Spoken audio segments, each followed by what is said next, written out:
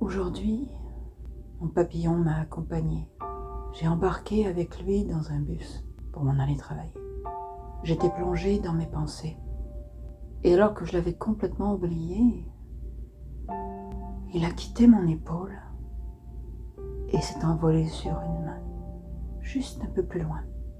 Mais quand j'ai pris le temps de l'observer, je ne voyais plus mon papillon, je ne voyais plus que cette main, avec un bracelet de type tribal ou celtique, un mélange de métal et de cuir, posé au poignet d'un homme. Même si j'étais très loin, mon attention n'était plus qu'attirée par le dos de cette main, de ce bras, posé simplement d'une manière nonchalante, et on ressentait, ne serait-ce que par sa position, son assurance, sa force. Juste de voir ce bras me rassurait.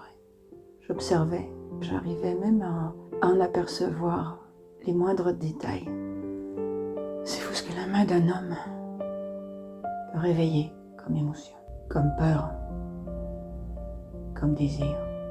Tout en étant loin, je me sentais bouleversée et avoir envie que l'homme me prenne dans ses bras et me rassure, tout simplement. Je ressentais un mélange de désir et de peur. Je réalise à quel point je ne suis pas guérie, à quel point je ressens ce creux dans le ventre qu'un autre homme y a laissé, un trou béant, des écorchures qui ne finissent pas de s'ouvrir.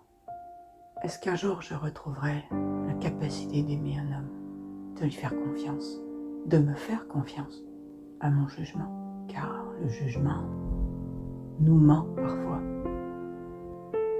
Mauvais juge, mauvais avocat, je plaide coupable d'avoir cru toutes ces paroles, toutes ces promesses, même s'il fut le criminel qui a tué mes dernières illusions, qui m'enferma en prison.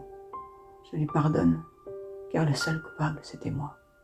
Et l'amour rend aveugle la naïveté d'un cœur qui veut tout simplement aimer. Un cœur à qui l'on disait, très jeune, « Pauvre fille, tu t'es vue, y a pas un homme qui voudra de toi. T'es une bonne à rien, t'es une mauvaise. » Alors au premier homme auquel je m'accrochais, au premier homme qui s'approchait, qui me démontrait ne serait-ce qu'une légère attention, j'étais faite, j'y croyais. Il avait l'air et la chanson. J'aimais sa chanson. Il avait l'air si amoureux, si heureux. Ou c'est moi qui voulais croire que ses regards, que ses sourires voulaient dire plus que la réalité. Mais la réalité devient fatalité. Je me suis menti. Je me suis menti à moi-même, autant qu'il m'a menti. Et en quelques minutes, dans ce bus, la main d'un homme que je n'en verrai peut-être jamais. Encore une fois, je me suis laissé emporter, embarquer. Et à l'opposé de ma dernière histoire, cette fois j'ai débarqué du bus, comme j'aurais dû le faire il y a quelques années. Je croyais pouvoir créer quelque chose à deux, mais tout n'était qu'illusion. Je me croyais sur les routes du paradis et j'étais plutôt sur le chemin qui me ramenait à la prison.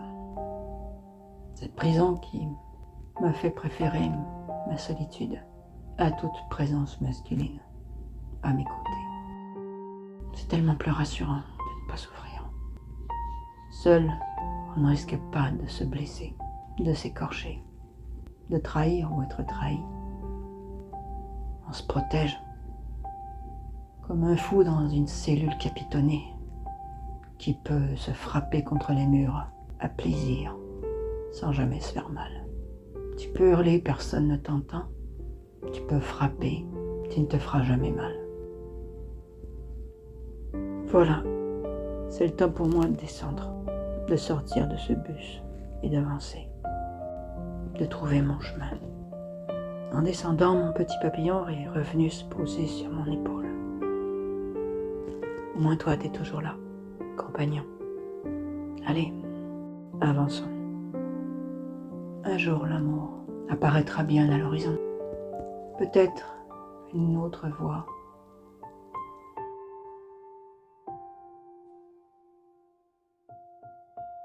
Une autre chanson me redonnera le goût d'aimer et de rêver encore une fois. Peut-être qu'un jour, moi aussi j'y aurai droit. Peut-être, peut-être pas. Mais au moins toi, tu ne me quittes pas.